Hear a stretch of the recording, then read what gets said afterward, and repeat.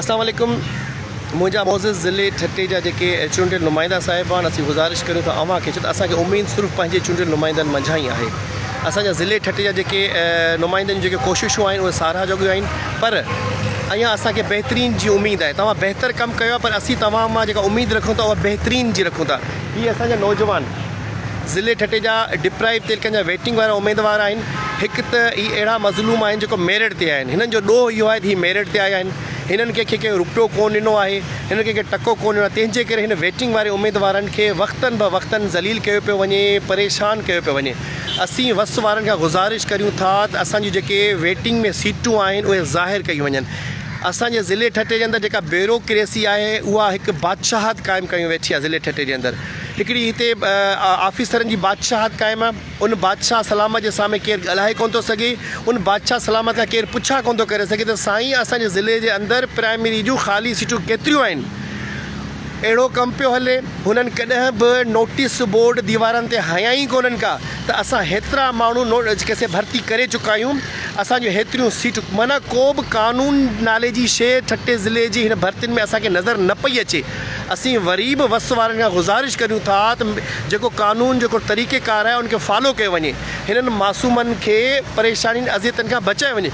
हिते वीचारा घणा अहिड़ा ज़हनी अज़ियत आहिनि, उन्हनि चयो पिया असीं ख़ुदकुशियूं था कयूं, असीं पंहिंजो पाण खे का तकलीफ़ पहुचायूं था, असीं पंहिंजी डिग्रियूं था साड़ियूं, असीं मुंहिंजे न बाबा इहा जेका असां भाड़े माण्हू जी निशानी असीं विढ़ंदासीं, असीं स्ट्रगल कंदासीं। हाणे असांजी जेका डिमांड आहे, असांजी जेका घुर आहे उहा इहा आहे त असांजी जेके सीटूं आहिनि उहे ज़ाहिर कयूं वञनि। तव्हां केतिरा माण्हू भर्ती कया आहिनि, बाक़ी सीटूं बचियल केतिरियूं आहिनि।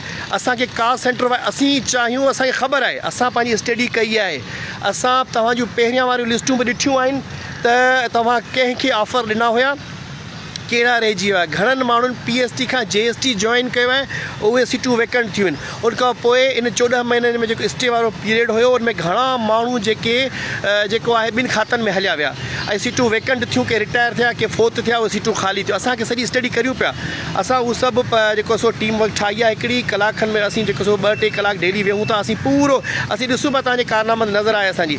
असीं टेज़री मां वैकेंसी पोज़ीशन कढायूं पिया त कहिड़े कहिड़े कास्ट सेंटर में केतिरियूं केतिरियूं सीटूं आहिनि, केतिरे तेल के एजुकेशन ऑफिसर साहिबान जे जेको कास्ट सेंटर मां केतिरा उस्ताद पघारूं खणनि पिया, केतिरियूं सीटूं वेकेंट आहिनि, केतिरे कैंपस स्कूलनि में प्राइमरी सीटूं ख़ाली आहिनि, उहे कास्ट सेंटर असां टेज़री मां कढाइण वञूं पिया हींअर। इंशाल्लाह असांजी जेका तयारी मुकमल थी आहे, होमवर्क असां ठाहे छॾियो आहे। उनखां अलावा कहिड़ा क्लस्टर स्कूल आहिनि जिते प्राइमरी सीटूं ख़ाली पयल आहिनि, कहिड़े तेलकनि में केतिरियूं सीटूं, सॼो हिकिड़ो होमवर्क ठाहे करे असीं त आणींदासीं दुनिया जे साम्हूं, मीडिया जे साम्हूं आणींदासीं, पर असीं तव्हांखे मौक़ो था ॾियूं। असीं तव्हांखे त चऊं तव्हां कानूनी तरीक़े सां असांखे ज़हनी अज़ियतनि मां कढो, असांजी नौजवान नसल जे मथां रहम करियो, इहे सीटूं तव्हां पंहिंजे दीवारनि ते चिपकायो त तव्हांजी वैकेंसी पोज़ीशन आहे घणनि उमेदवारनि खे तव्हां खणंदा।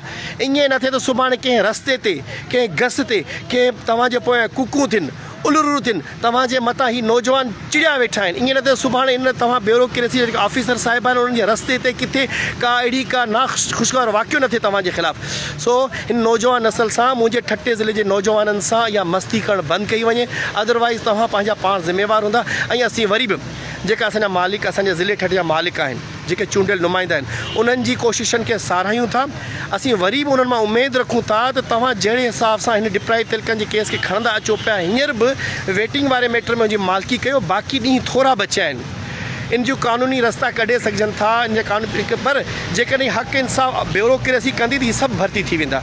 सो दोस्तो, हिन वीडियो खे वधि खां वधि वायरल कयो। असीं वेटिंग वारे उमेदवारनि जी मालिकी करण जे लाइ उथिया आहियूं। असीं जेको सो आख़िरी असांजा हल कोर्ट में हूंदा, असीं आख़िरी जेको आहे कोर्टनि में वेंदासीं इंशाल्लाह, पर उनखां पहिरीं जेका जिदो थी रोडनि ते थी, रस्तनि ते थी, प्रेस क्लबनि ते थी, उहो सभु असीं कंदासीं इंशाल्लाह। असीं लाइ अमल जोड़ियूं पिया, हीअ असांजो पैगाम आहे, इंशाल्लाह तव्हां ज़िम्मेवारनि ते पहुची वेंदो। ऐं असां जेको आहे तव्हांखे 2-3 ॾींहंनि जे अंदरि रिज़ल्ट ॾींदासीं। तव्हां ॾिसिजो त तव्हांजो पोइ छा थो थिए ऐं पोइ दुनिया अवां सां उहो मज़ाक़ ॾिसंदी। महिरबानी।